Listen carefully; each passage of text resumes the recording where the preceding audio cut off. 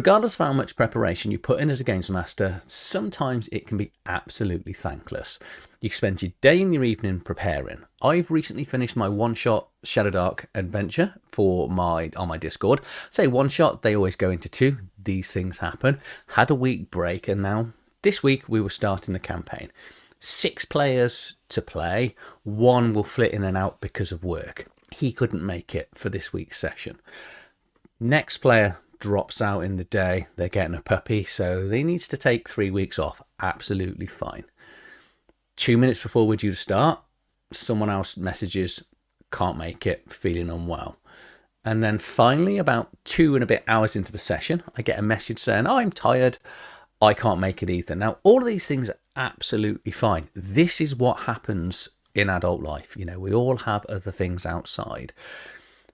And so I'm there, 7:30, starting with only 2 players to run the first start of my campaign, which is not the most favourable of conditions. Now, this is not meant in a way of, you know, sort of besmirching any of my players, and I don't mean it to, because, you know, things happen. People are unwell, other priorities take place. But what I need to do is come up with a way that I can consistently run my campaign so I can stay engaged in it, because once you start taking weeks off as a games master, your enthusiasm disappears. So every week I'm still going to run it. And if people turn up, they get to play. If they don't, other people, you know, they will just be left behind and will carry on like a good old school hex crawl game used to be. So they say, because 30 odd years in the hobby, I've never done a hex crawl. So this is what my campaign is going to be. It's going to be a hex crawl. And then, in the same day that I was meant to start, I read a zine that was absolutely perfect timing for me, because it helps me just do what I need to do. And we had a fantastic session. We only had 2 players, but what I did is they rolled up a couple more characters, because Shadowdark is that quick. These rules were for any hex crawl game, so don't worry, it's not just exclusively a Shadowdark video, this one. It just happens to be what I'm currently running now. And we actually had a blast going out and discovering the areas around. They came across a village, and this is how the random tables work for hex crawling, you know, having never done it. They had a village, everyone was sort of had a disease and was almost felt like they were dying, and then on the top of the farm there was a chimera. So my players, just quite rightfully so, rapid retreat. You know, they're level 2, they're fully aware a chimera is going to absolutely destroy them, so they now know that that hex isn't safe. So their 2-day journey back that they thought, they now need to go round the other way, because one of the other hexes they found wasn't safe. And we suddenly realised how amazing hex crawling was.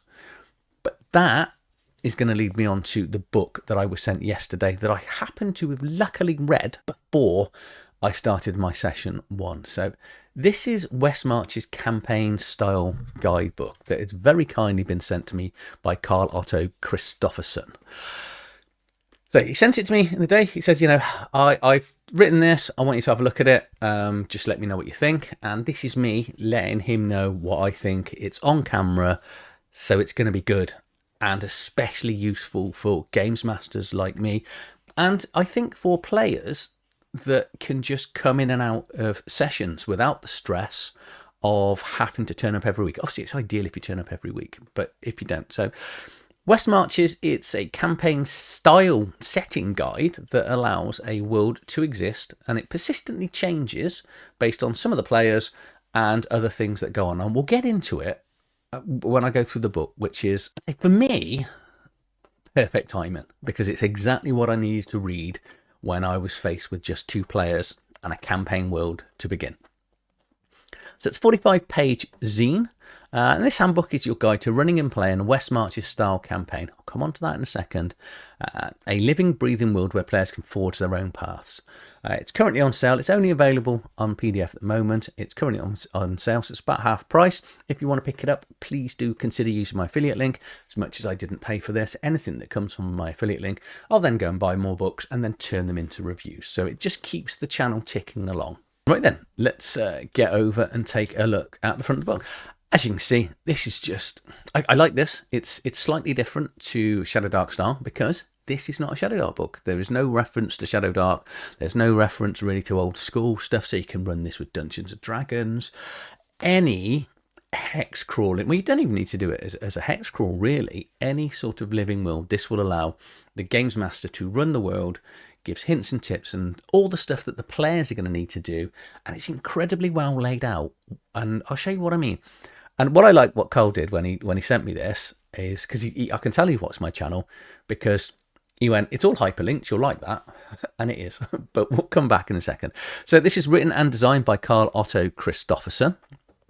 And it basically said that, you know, this foreword is that he wished he had this book when he first started playing. And I'm really appreciative of the book that it landed for me at perfect time. Table of contents, we've got the introduction, we've then got core principles for West Marches, starting your West Marches campaign, we'll then how to run your West Marches sessions, what happens in between adventures, some sort of tools, templates and chips for the games master, and a sample play structure and final advice, all bundled into 45 pages. But it does open with what is West Marches play. So it's a style of play that focuses on player freedom, open exploration and group storytelling. And because the way it differs is there's no fixed group, which is perfect for me, because say I've got 6 players and they can dip in and out. If I end up with 2, what I'm going to do is with everyone get them to have, you know, a few characters around, probably 2 each, because it just allows them, and then they can pick which ones they take. There's no storylines, the players choose where they go and what to do, and the world changes over time by what the players do and the interactions. So this style of play came from a gentleman called Ben Robbins in the early 2000s, and he had a large group of Dungeons & Dragons players that came in and out. And so what he did was he just built a world with the players that came, and this is how it all works. So initially, well, and again, this is what I'm doing with my world. I have just got a hex map, and I've got my one town in the bottom corner, and the rest of the map is blank. Players have just got off their ship, well, they will have done when I start afresh properly. They'll get off their ship and they will just go out exploring from the town. And what's special about this is the players will do exploration. They will have their own goals. Sessions are technically one-shots, so there's no group or schedule. The world is alive because it changes all the time. As Games Master, it does say to be fair. You're going to run the world, but you don't control the story. And the players will build the world through teamwork, creativity, and sharing. Now, that bottom bit is key to making sure the players engage with how it's going to work. And there's a few things that are in this book that really will help the players do that. Okay, so the first chapter, there's core principles, and all the chapters have done this. It's got things about you'll learn in the chapter, and then at the bottom of each page, it's got this wonderful summary that explains. It's written very much like a textbook, but I love it. I really like, especially as a dyslexic, it's just, you've got your paragraphs and then you've got summaries, so it makes it easier. So I could just read the summary if I want, but by reading the paragraphs and then having the summary at the bottom, it was making sure I actually understood that I read it properly. So the key principle is the players drive the game. So they're going to decide what they're going to do. So you would just pick, so for example in here, every Thursday, so for me, every Monday, 7:30 on my Discord, anyone there is going to play, okay? And if you turn up, you get to play. If you don't turn up, you don't play. You're going to miss out on loot or experience. Well, loot and experience in Shadowdark. Exploration is the goal, so the players will be going out and discovering the world, okay? It is going to be a dangerous world. There are going to be risks involved. Some places are too dangerous for them to discover, as like my players did. You know, they went somewhere and there was a chimera there. They're fully aware this is too powerful for where they are, so they came back. If the players want to try and engage in things like that, they may die. Make sure they're aware, and they just, you know, my players then would obviously mark on the hex map, chimera, you know, avoid. Key principle to this is 3 here, is my hometown, which must be safe, must be a place to rest, buy gear, train, improve, pick up rumours, etc. in there. So there's no, in this one, so no adventure happens in the town. The action's always out in the wilderness. So in summary, keep the town safe. Every session starts and ends in this town, okay? That might not be necessarily feasible all the time, because if you're doing an extended dungeon, then you might have to break a session halfway through. But the idea of this is you try and wrap it up into a series of one-shots.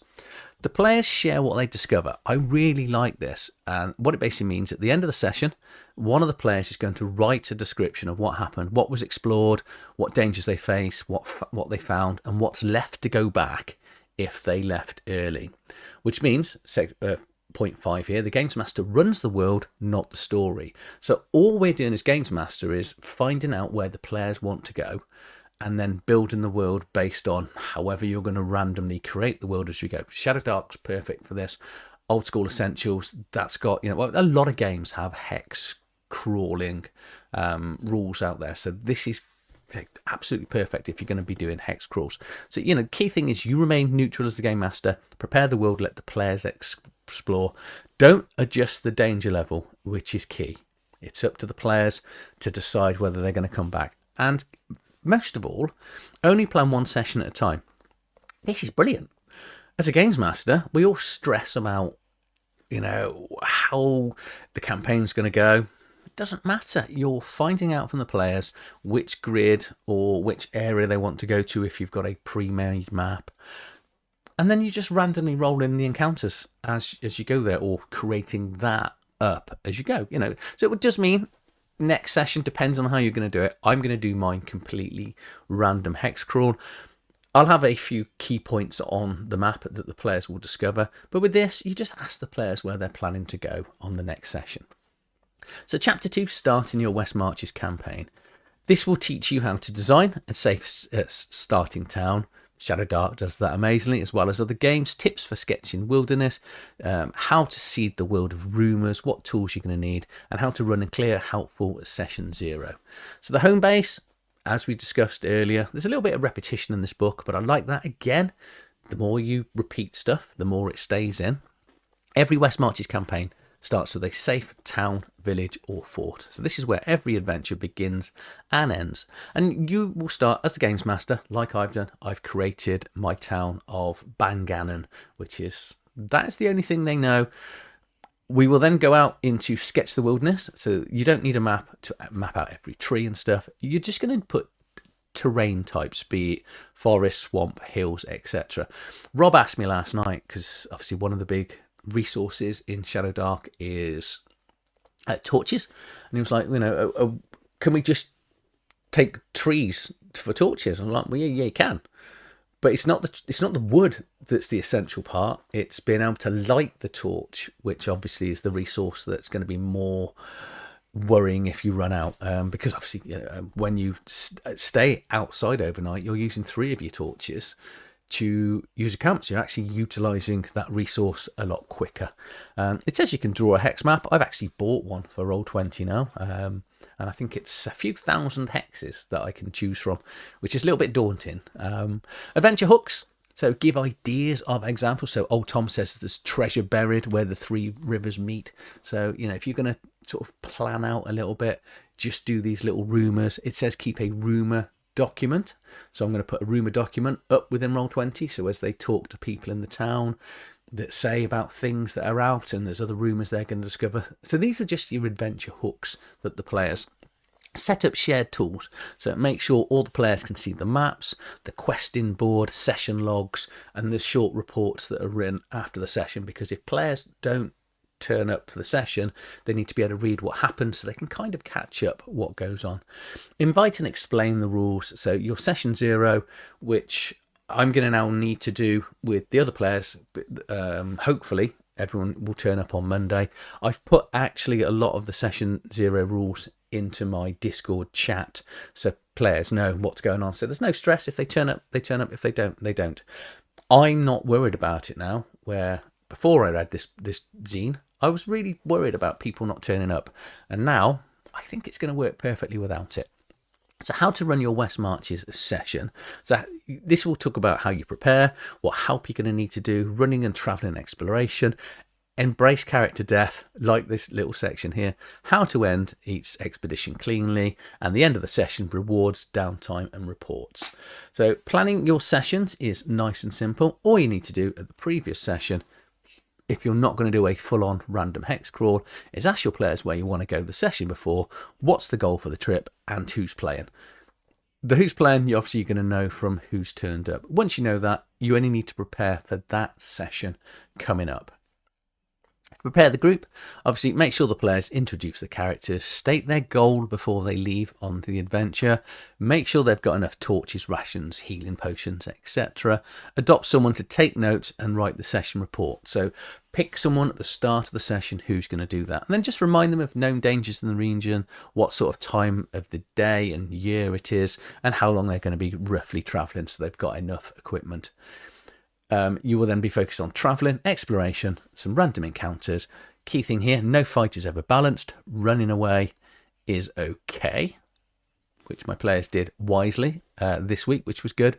Sometimes a trap or puzzle is just as exciting as a battle. The Shadowdark, especially Chubby Funster's Games Master's Guide, that's what I'm using to run all this. So the Shadowdark rules, very good for it. Chubby Funster, absolutely amazing. Just gives you a lot of things. Don't fudge the dice rolls. I hate it that sometimes you have to roll this, and it's old school games are amazing because it is a lot more deadly than other editions of games that are out there. And keep track of time as well. So, embracing character death. So this is why you say don't fudge dice rolls, because players are going to die. And important is the wrong thing to say when they die. But it reminds the players that the world is deadly. But it gives the players a chance to create another character, to go and find the players that have died, to go and find out what's gone on. They have got their equipment that's going to be there. You can start naming areas and caves and stuff after player characters that have died. So these will become myths and legends of the world that you're creating. You'll then get the players back to town, and back at town you can remind the players of how much game time remains and they're safe. Don't drag out the return trip unless something truly interesting has happened. If they make it back safe, time passes, their story becomes part of the world. If they don't return, record where they were last seen. Other adventurers might go looking. Don't punish cautious players who head home early. That's smart. Let the world respond as well. So if they bring home a cursed sword, I love cursed weapons. Rob's aware of that. The rest of the group isn't. Someone might notice, and future adventures may be affected.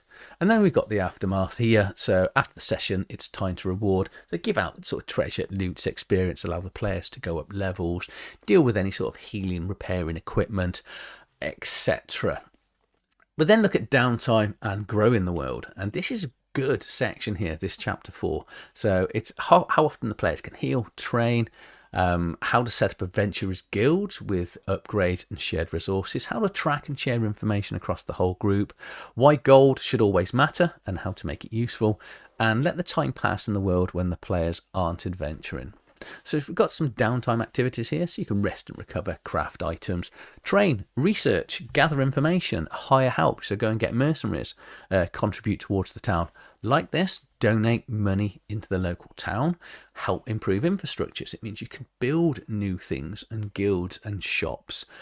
And the players are then investing their money, and you're going to see, obviously, the town grow. You could have them part of an adventurers guild here, for example, in point 2. Each character donates a small part of their loot, like 10% to the guild. That gold is pooled together to pay for resources that benefit everyone. Players then get a vote on what they do with the gold. You can hire NPCs like healers, cooks, guides, upgrade the town, add a forge, magical library or a potion shop. Unlock travelling tools as well, mounts and wagons, etc. Buy better maps. One of my players asked me yesterday, Andy asked me, he was like, can we buy a map of the area? I'm probably not going to do it to start with. It's a small little town, sort of backwater coastal town full of rumours and things. That's the idea. But I don't mind them having a map, but it's going to be a really rough map. It would be like a castle here, other town here, rivals here, one of those towns where everyone dislikes the next town up. And they're local, they don't go out very often. Sharing knowledge is going to be key, so the written up reports in character and out of characters, and we'll update the shared map, so that's always going to be, I'm going to do it on Roll20 so everyone can see it, and mark known dangers, opened dungeons, and rumours of treasure as well. Okay, and then using gold and making it matter. So here's how to spend gold to make it feel useful. So healing, restoring, stats cost money. Upgrade to the guild or town require group funding. Magical research and crafting for rare equipment and gold. NPCs need payment for help, information, and services as well. And then time keeps moving. So constantly the world is moving on. So dungeons, if they leave a dungeon and then come back a bit of time later, it may have refilled. There's going to be other enemy groups that you will encounter, other hunting parties and adventurers that are going to out there. Rumours grow or fade or change over time. The penultimate chapter, chapter 5, this chapter gives some ready-to-use tools, checklists, and tips and hints, etc. in here. Shared map can be a hex map, etc. So I've gone out and bought now, say, some software to run the thing. The quest board actually is a good idea. Put it on Discord. I was going to create a shared document within Roll20 for people to look at, but I might make a sub channel on my Discord. Session logs, encourage the players to do that. So a guild bank, which will keep in the resource as well. Character rosters. So I am going to hold a list of characters on Roll20, the level and what. It's just going to be a basic one: name, level, race, and it's ancestry, isn't it? And class. Because obviously, if you don't go out adventuring, getting gold, other than the pooled gold that's going to go into the guild, some characters are going to level up faster than others, because if you're there, you're going to get to level up and spend the gold. If you're not there, you won't do. And we're keeping track of a world clock, etc. Session preparation template, so ask the players how they want to be involved, identify locations involved, and also you're going to have a couple of always prepare a couple of random combat encounters. Again, why I love Shadowdark. The stat lines for the creatures are nice and simple, nice and quick. Old school essentials is pretty good. I dread the thought of running this with Pathfinder, the revised edition, because the stat blocks for monsters are... obviously, review rumours, notes, make them change over time as well. Design encounters, so some fights might be too hard. Running away is okay. Smart players avoid or outwit danger, because most... in the old school games now, they have like a charisma check, an encounter. What is the creature doing? It's not always... In 5th edition, I was very guilty of random encounters. Everything pretty much felt like a combat encounter. But with the old school rules, you can roll it and the creature might be asleep. It might be feeding. It might be nurturing its young. There's lots of things it can be doing, as opposed to just wanting to fight the players. Offer escape routes, tactical choices. When you're doing the templates for the players, so point 4 here, just do a template like this. So date, party members, goal, the route taken, what was found, monsters encountered, etc. Things like that. And we've got a downtime adventure, a downtime action template, and then a city or town update and proposal. So these are things that they're going to propose to spend money on. Then finally, the sample plate and structures and final bits of advice. So this is how to onboard new players, what a good session looks like, page 1 campaign startups, tips for long-term success and group coordination, a few ideas on how to expand the world, and final thoughts to inspire confidence and flexible play. So in here, sample facing documents. This is just an idea of a document that you can give out to every player. So, at session 0, or read it, or it says you can read it out loud at session 0. And it's just a few things, all adventurers begin and end in town. The world changes based on what you do. So this is just sort of setting out your rules. It gives you then an example of the session report. So how that's going to work, the party that turned up, the goal, what they were trying to achieve, the campaign kickoff checklist, so what are they trying to do and achieve over their campaign, and clear welcome sheets for the players, character creation guides, quest board and rumour logs, session report and systems here. Only prep one area, one session ahead. Love the thought of this. It's such a clear and concise book that's just going to guide me and my players through the next months or even years, because with this, you can just keep going. Talks about long-term play here, and expanding the world, because so my plan is just to keep running, and then once we run out of hexes, ways to expand the world. Have rumours of another continent, an island chain, or underground kingdom. The portal opens to a new region. And do you know what does this amazingly? And I will get into it at some stage. Gods of the Forbidden North. Okay, so what Rob has done here. So this is a 3-volume massive tome. And it's pretty much inspired me to the way I'm going to do this. Is obviously the players turn up at a port and go and discover the overland. Volume 2 of the book is they then discover the underground. So, like these rules here, I would just go back, expand in the world, reveal, natural events, have a new region underground, that places are forgotten. And then volume 3, when it comes out, it's not out yet, will be a massive mega dungeon. Great idea. I might be stealing it or may not. And then it's just got final thoughts here, which just talks about, it's not a perfect story. It's all about creating a living world for players to go and discover, create together. And, this is what we do in role-playing. We are creating a wonderful world and experience with all our players.